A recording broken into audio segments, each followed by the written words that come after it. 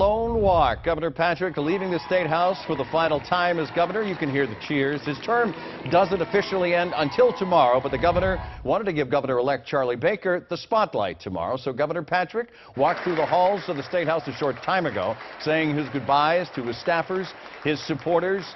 News Center 5's Janet Wu live at the State House for us tonight. Janet? Well, just to confirm everything that Harvey just told you, it is brutally cold out here tonight, and it really is brutally cold compared to 8 years ago when Deval Patrick was standing right up there on those stairs on a relatively mild winter January morning to take the oath of office. Today, he was nothing but all smiles, even though most of those around him were fairly weepy. He performed his final duties at the State House just less than an hour ago when he turned his office over to Charlie Baker. Governor Patrick and his wife met privately with Governor-elect Charlie Baker and his wife Lauren in newly decorated offices. It was the traditional exchange of the governor's gavel, pewter keys to the office, and the 2-volume Massachusetts general laws dating back to 1860. It was an ending to a day filled with traditions. And that, as they say, is that. It was a day of last moments, shutting down his last governor's council meeting. No more pardons, no more commutations, no more judgeships. Joining him for his last walk to the House and Senate, 4 constitutional officers, 2 of whom will be following him out the door in a couple of weeks, Attorney General Martha Coakley and Treasurer Steve Grossman.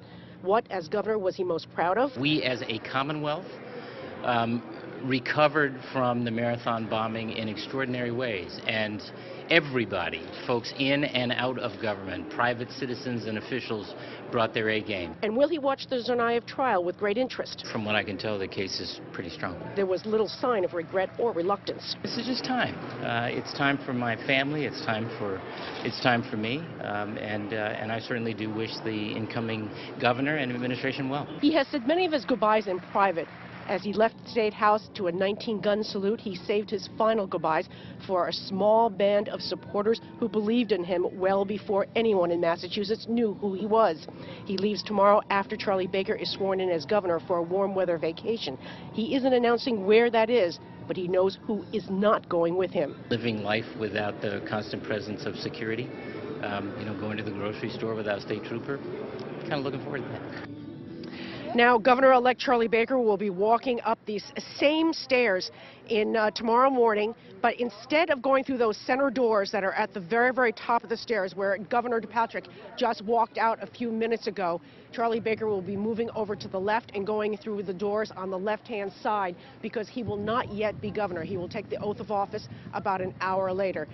Governor Patrick is taking off to what he says a warm weather location. He will not reveal to us where he is going, but he's not leaving until after the noon hour when Charlie Baker takes the oath of office. We'll see you in the morning. Reporting live from the State House, Janet Wu, WCVB News Center 5.